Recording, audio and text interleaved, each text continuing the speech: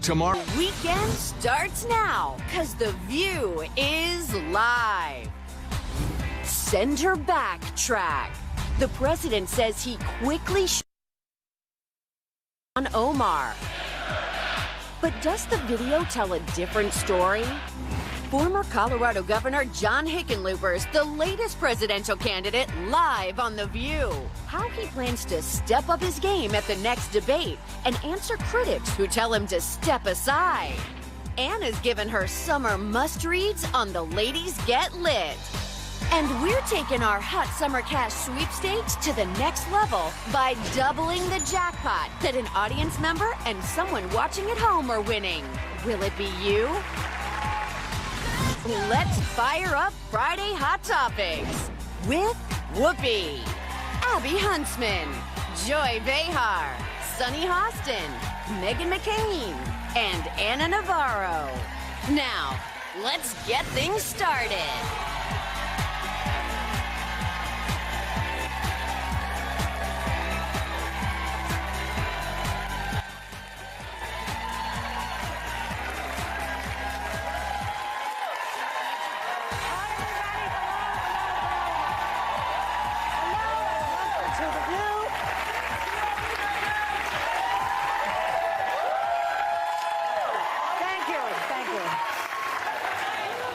Must be that it's Friday or something here. Yeah. It is Friday. Oh, they're giving them some drugs in the audience.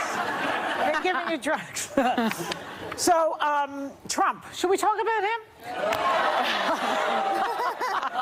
They're like, no. People are sick of it, I know, but you can't avoid it. We started so well. You have to talk about him, I'm afraid, and you have to look at the TV and read about him because it's your country. So Trump is doing damage control over the "Send Her Back" chant that broke out at his North Carolina rally. He claims, he says, I'm not happy about it. He said he wasn't happy when he heard it. So he shut it down quickly. Did you see it? Really, Donald? Watch. Omar has a history of launching vicious anti-Semitic screeds.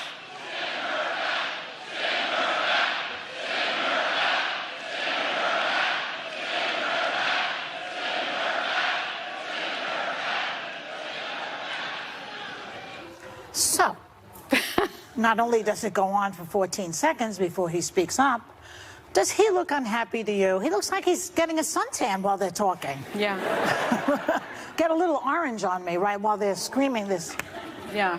What do you think? I mean, the suggestion somehow that he wasn't happy about it, the suggestion somehow that he disavowed it, that he, immediately started speaking.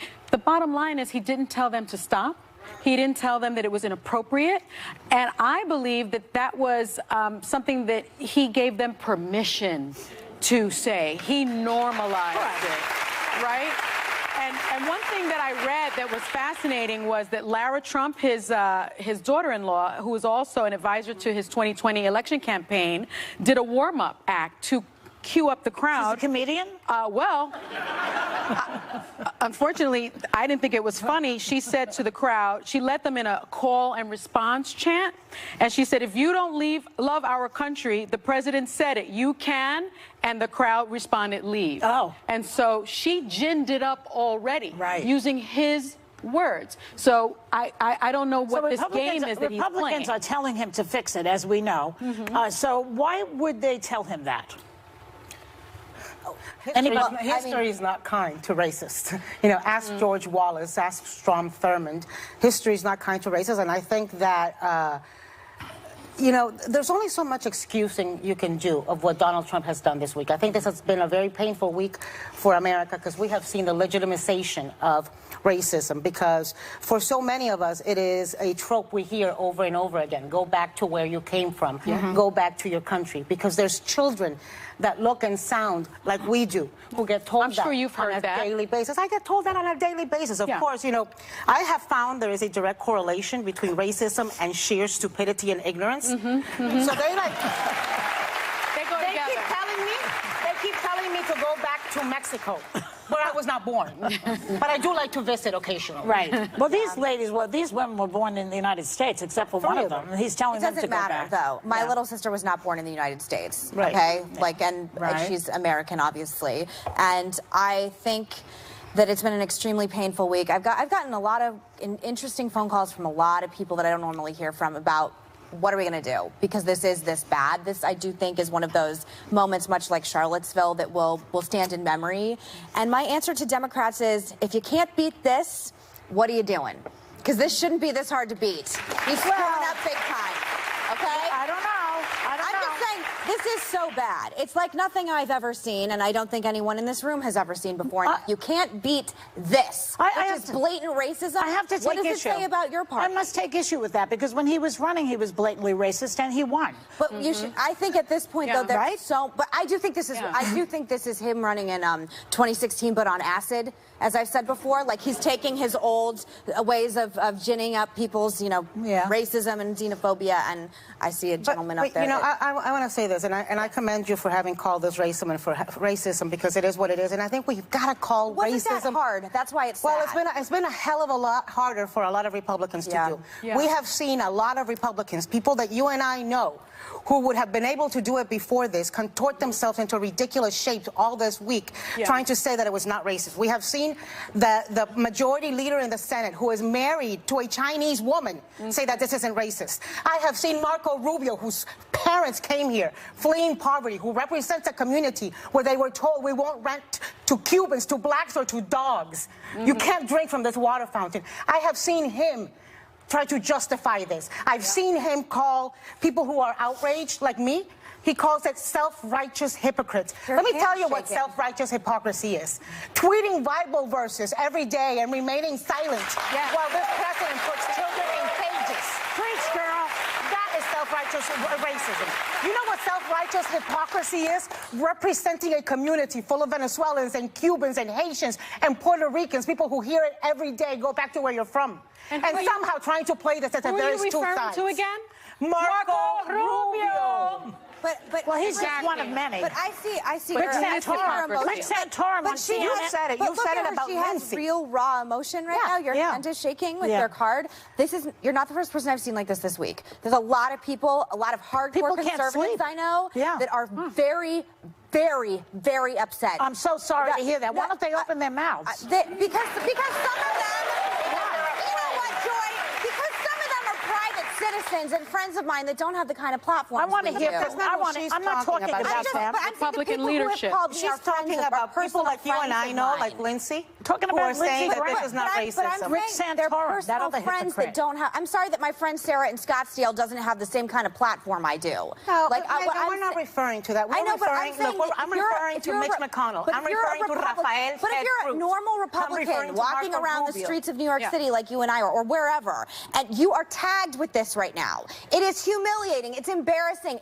I don't know what to do about it anymore. I've said this all week. And the fact that we are tainted with this as Republicans and conservatives, yes, it's cowardice on the other side. I don't know what else I can do other than we are calling it out as loud as we can with the platforms we have. And by the way, there are some people, Tom Emmer, Adam Kinzinger, Congressman Adam Kinzinger, who never disappoints me. He's someone Republicans can look on. Mark Walker. There are other Republicans who have tried it. I still say, where is Ivanka? Where is Mike Pence? Where is Jared Kushner, who is supposed to be the hope in all of this? No, but I want to tell you what we can do. I want to tell you about what we can do about it. We do not vote for this guy. No, but I don't care about the Supreme Court justice. I don't care about the tax bill. I don't care about anything else. We cannot justify voting for a racist. But why are Republican leadership? Why is it that Republican leadership are denouncing the chance, but not the leader of the chance? Why is that complicated? But you can't put your party before your country. They want to get reelected. You cannot It's not complicated. It is not complicated. You cannot do that. I don't know why this question keeps getting asked. It's obviously about power. Right. I'm sorry. This is not a complicated question. It should be about conscience. Yes, it should be. What about the fact that he threw his base under the bus? Shouldn't they be turning on him for that? Those people who were chanting now are being told, Stop asking me why Republicans are standing by it. We know why don't they get mad at him? Yeah. Why don't they get mad? They don't get mad at him at anything. I mean, listen. Why? What kind of Kool-Aid did they drink? Evangelicals stick with him when he, cheated with a stripper and cheated on the stripper with a Playboy bunny. No. And they're still with him. You can There just- is nothing. When he said, I can go on Fifth Avenue and shoot someone, he was right. They will stick with him no matter what. You can justify anything in the Bible, During the Civil War, they justified slavery in I mean, that is true. that's nothing new. We'll be right back. This is not the Bible I grew up with. Later, bad PR. Puerto Rican Governor Ricardo Rossello's ignoring protesters, demanding he step down after sexist and homophobic texts emerge. Is this politics as usual in the Trump era?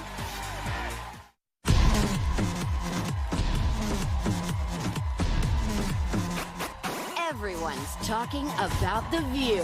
5 women are hosting the most politically relevant show on TV. Yes, people come here because they know folks are watching. If you're a Republican and you want to make news, come on this show. Thank you. I think you guys are incredible. Where the conversations matter. I think we can clean this up right now. I'm sorry she was treated the way she was treated. I think what she wants you to say is, I'm sorry for the way I treated you, not for the way you were treated. And that's how The View became the most important political TV show in America. It is raining candidates here on The View. I can't tell you how many times I was asked to find a way to get on The View. That's The View. That's The View. On ABC.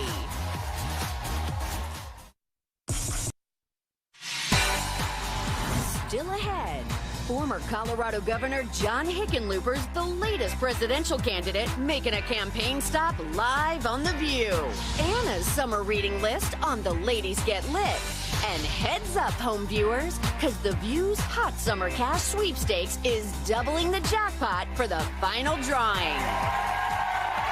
Welcome back. So protests are growing for Puerto Rican Governor Ricardo Rossello to step down after sexist and homophobic texts leaked out.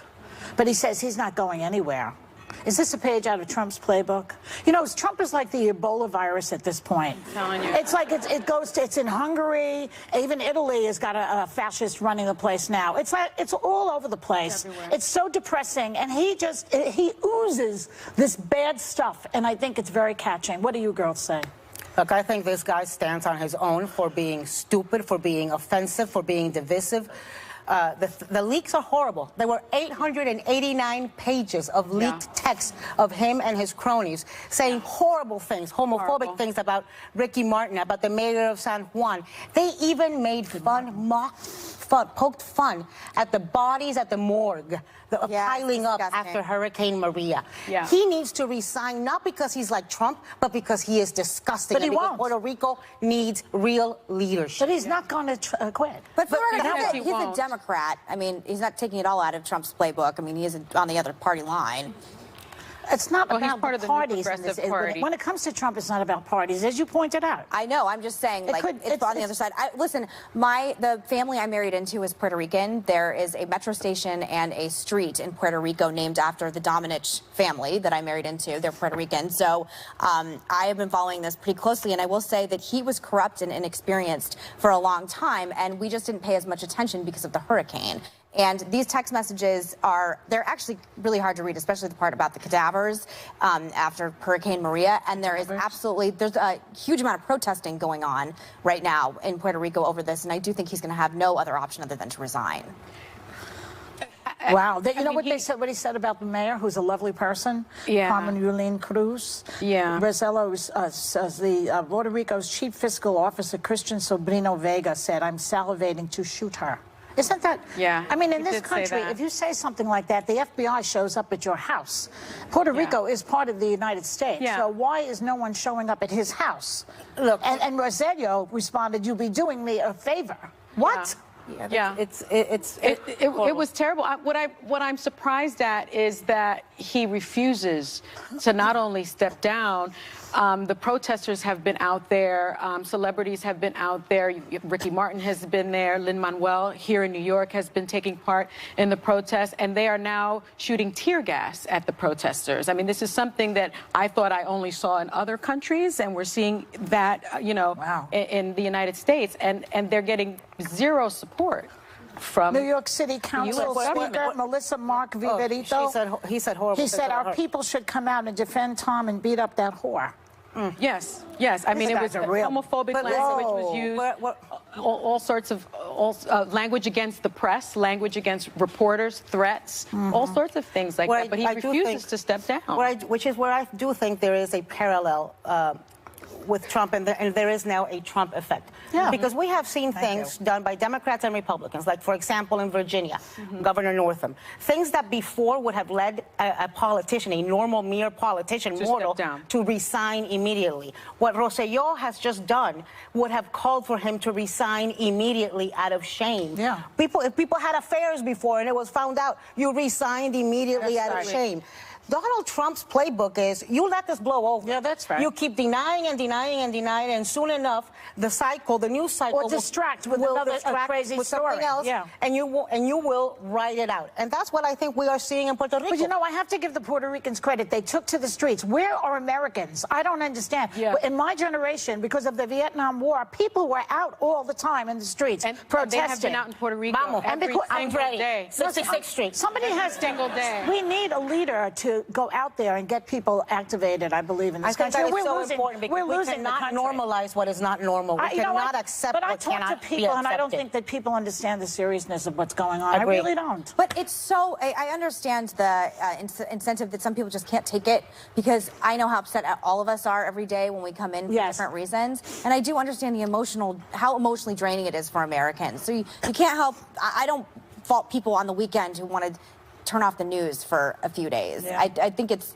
I'm afraid to not watch, though. I don't know what he's going to do next. Well, same. I'm totally addicted to it. It's like heroin, but, you know, that's just me. You have to stay informed. The answer isn't no information. I think the answer is more information, so that you educate can use yourselves. that. Everybody needs to watch Robert Mueller next Wednesday. We're only a year plus before the elections, and here's the part that really worries me. This is going to get worse. It is going to get worse, because he's a desperate dog now. He's a trapped rat. You never know what he's going to do. You've been saying that. He is a trapped rat. Yeah. We'll be right back. We're exhausted. Is Democratic presidential candidate John Hickenlooper's campaign really falling apart? How does he plan to take on the frontrunners in the next debate? And why won't he condemn ICE protesters replacing American flags with Mexico's? He's live on The View next.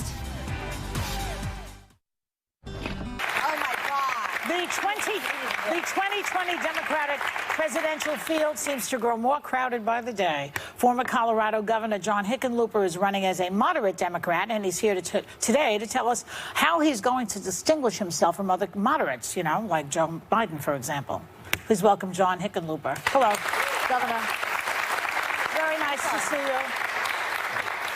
Is there anything you heard us talk about that you want to just say before we go any further? No, I agree completely with the communal attitude that racist statements can't go unanswered.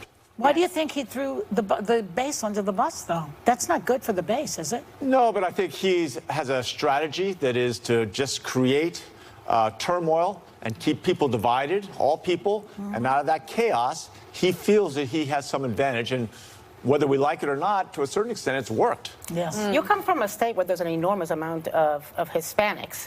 How do you think this will play out in your state races with Gardner's Senate reelection? Well, I think Senator Gardner's going to have a hard time.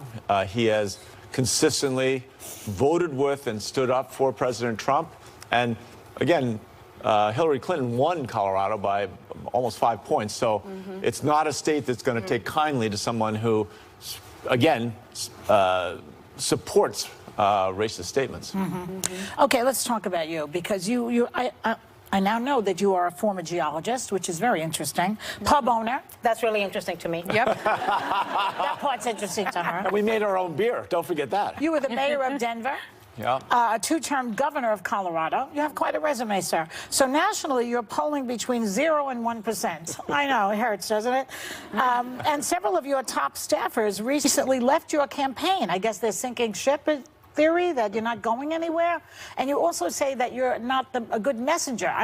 You have to be a good messenger in this race, don't you think? Well, I think all politics is about how you communicate things, and certainly in my life, right, when I got laid off as a geologist and I was trying to start this pub, the first brew pub in the Rocky Mountains, it took 2 years to raise the money. I couldn't get my own mother to invest. It was just about, but you don't quit. And when I was running for mayor the first time in 2003, I was 49 years old. I'd never run for anything. I think I'm the only person running for president, never ran for student council. And I was at 1 or 2 or 3% of the polls week after week, month after month. And you just keep trying to shake things up and find new ways of doing things. I think this campaign is wide open. I think most people haven't really started paying attention yet. If I can get my message out, I'm the one person of all the people running that has actually done the big progressive things that everyone else is just talking about. If I can get people to really hear that, I think especially in places like Iowa and New Hampshire, which are very pragmatic, I think there'll be a lot of people say, huh, that's how we're going to beat Donald Trump. So are you a progressive or a moderate? Which are you? I am a pragmatic progressive. Right. What are these progressive things that you've accomplished? So in Colorado, we got to near universal health care by bringing people together, Republicans, Democrats. We created one of the most innovative health care exchanges in the country. We passed universal background checks for gun purchases in a purple state. And you think about that. We were able to go, when I got elected, we were 40th in job creation. And I made a commitment that we would raise up the whole state. So according to U.S. News and World Report, for the last 3 years, we're the #1 economy in the country. And I think one of the top 2 or 3 rural economies. I know that next year we'll have broadband in every city and town in the entire state of Colorado. I mean, these are the big progressive goals, right? Have an economy that works for everybody. Bring rural and urban, the success is shared, bring them together. That's the kind of thing that this country was built on. And so you just hired new staff, some new staff in the last couple of years, so a couple of weeks, so you're trying to reboot the campaign. And last night, CNN did a live drawing to determine the lineups of July 30th and July 31st debates. You're on, what I call the white night. The other one is in living color. So you're going to be on with Elizabeth Warren and Bernie Sanders, Beto O'Rourke. And I do remember from the first debate, Amy Klobuchar slapped you down pretty hard when you said that line that you were the only one that had done something on abortion rights and choice. And she said there's 3 women on the stage. Oh, yeah. What are you going to do to distinguish yourself this time? How do you distinguish yourself in such a field? I don't think that wasn't to me. It wasn't to you? No, I didn't make that statement. Which one was it? Who was it to? I don't remember. Inslee? Inslee? Yeah, I wasn't out on her night. So. All white people look alike, apparently. She got you on that one. I think when I say that I've done what everyone else is talking about, we actually implemented the Be careful saying that with her. No, I think, and when Senator McCain made that decision and cast the deciding vote to protect the Affordable Care Act, and John Kasich, the governor from Ohio, and I worked very hard to show that here's a Republican and a Democrat who both recognize there are problems with the Affordable Care Act, but that we can improve it, and we can go forward rather than backwards. And Senator McCain made that famous statement that we should look to those who have implemented these laws to see whether they work or not or how they can be improved. Isn't healthcare, Governor, isn't healthcare the real thing that Democrats should be pushing? I mean, even care about the most. Even if a lot of people in his base, or let's say they're racist, even racists get sick. Right? Well, it's the number one issue that Americans poll on. Healthcare. Everybody needs healthcare. And the Republicans will give you no healthcare. Am I right? Exactly. And that's a big part. When I ran for mayor in 2003, one of the reasons I ran was, I think government can be smaller sometimes. It's got to be more effective, but it's not whether it's bigger or smaller. Government's got to work. I believe that government, in a democracy, you have to believe in government. Maybe you want it smaller, maybe you want it to do different things, but you got to believe in government. And I felt that too many times the Republicans really didn't want it to work. And in healthcare, it's not just getting universal coverage, right? I agree. I mean, healthcare is a basic right. It's not a privilege, right? But at the same time, we got to look at inflation. And for the last 30 years, the inflationary costs of healthcare are almost double what the CPI has done, right? That's eating alive our budget. It's part of the reason that cost for going to college in public universities has gone up so much, because more states are having to spend more money on healthcare. Right. Well, Governor, in my humble opinion, the reason that Democrats could lose is socialism, which I know people say that Republicans are using this as some kind of dirty word to scare people. But you said, quote, if you want to beat Donald Trump, socialism is not the answer. You were booed very loudly by Democrats at the convention in California for saying that. Frontrunners like Bernie Sanders and Elizabeth Warren believe in socialism and think that the future is the future of the party. So the question I have for you as a more, classic moderate Democrat, how do you fight what seems to be the trend of socialism within your party? Well, I think that right now we're in the beginning of this campaign. Again, many people aren't paying attention. And always at the beginning, you have the more idealistic, the more visionary, the utopian visions come out, and people embrace delusional candidates about what we can afford. How are you defining socialism? Well, I think that's part of the question. Some people define socialism as social security. And yet, in reality, Social Security, the employer pays in an equal share with the employee. It's not a big government program per se.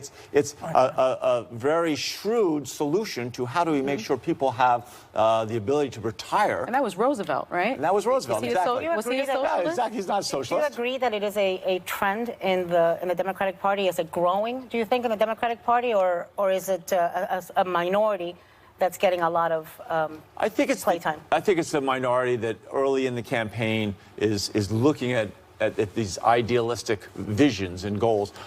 If you want to re-elect Donald Trump, if you want to help re-elect, I would argue, the worst president in American history, ever. Let's go try to guarantee a 4-year conversion to single payer, to Medicare for all. Let's go out there and guarantee we're going to give every American a federal job if they want one. We have to take a break. We want you to stay. We're going to do another segment with you. But it seems to me the only person who actually says he's a socialist is Bernie Sanders. Right.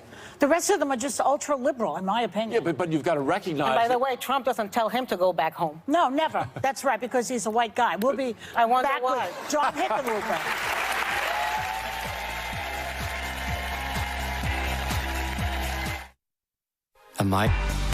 Monday, Congresswoman Tulsi Gabbard's the latest presidential candidate making a campaign stop on The View. And an Oprah edition of View Your Deal.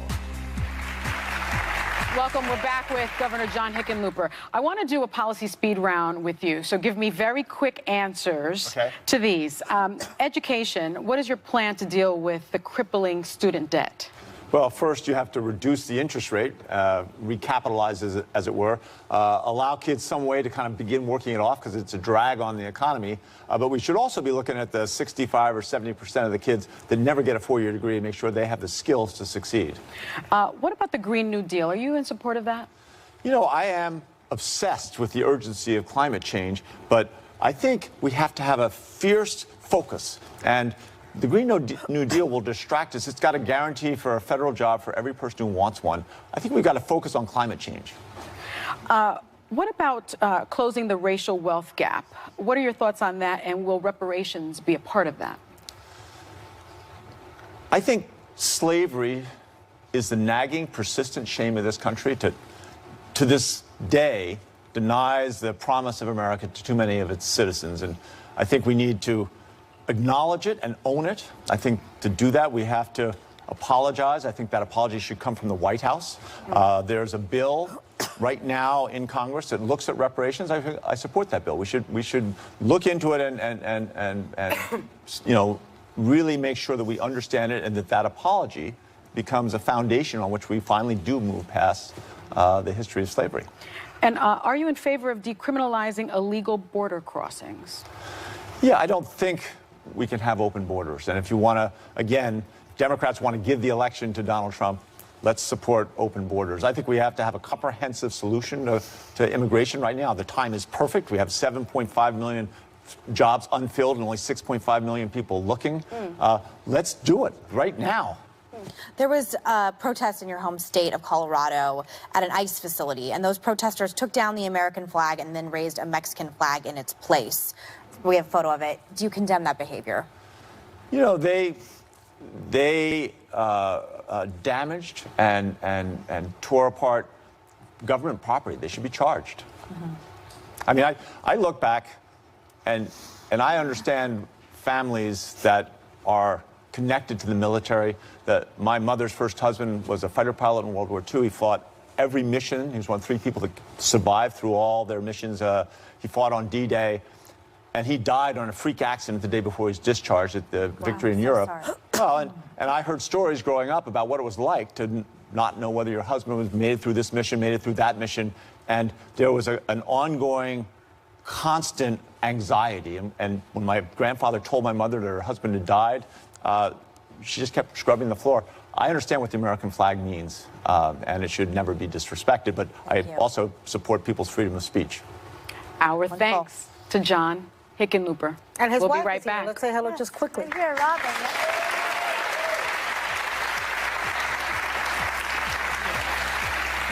What books are in Anna's beach bag this summer? Find out when the ladies get lit. Next. Fire up the political view, because 2 presidential hopefuls are making key campaign stops on The View. How did your experience fighting in Iraq shape your outlook? Mr. O'Rourke, you've been a hot topic on the show. You said you, quote, sometimes help raise your kids. Do you think you can get away with more because you're a man? Plus, look who's hitting the table. David Spade, Fred Savage, and Titus Burgess. Oh, it's so good! Next week on The View on ABC.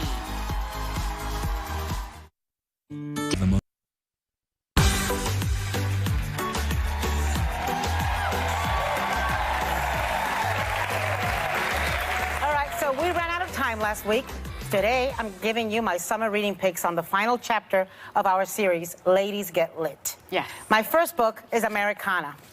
It tells the story of a young couple in love who leave their military-ruled Nigeria for America. The young woman, hoping for a better education, experiences racism in American culture, discovering for the first time what it means to be a black person. Her boyfriend had hoped to join her in America, but is denied a visa after 9/11. So he goes to London as an undocumented immigrant. Years later, they meet up in Nigeria, and you'll have to read the book to find out what happens. And the second one is a Pulitzer Prize-winning 1960 classic, To Kill a Mockingbird by Harper Lee. I read To Kill a Mockingbird, like so many of us, as a kid. And after seeing the play here recently on Broadway, it's still on until November. If you're in town, go see it. Yeah. I wanted to read it again. And I chose the book because its themes of racial injustice and social inequality reminds me too much of what's happening in America right now. It's painful, but that story is still poignant today. It is the story told by a 6-year-old scout who lives in Alabama with her brother and widowed father, Atticus, a lawyer who's assigned to defend a black man wrongly accused of raping a white woman, which ignites a mob mentality in the town. During the trial that follows, Scout and her brother learn the destructive power of judging people based solely on the color of their skin, and how prevalent it is in the world they live in then, how prevalent it is in the world we live in today. Yeah. So I hope you go back and reread this classic. Yes. Good choices, Anna. I like doing that. Reading stuff I read as a And kid. guess what? What? Oh, and guess what? You're all going back home with the 2 books.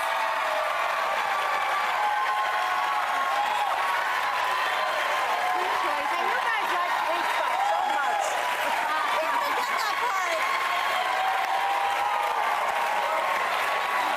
Like Oprah, and you got a book, and you got a book, and you got a book. They love when they get their books. We'll be right back.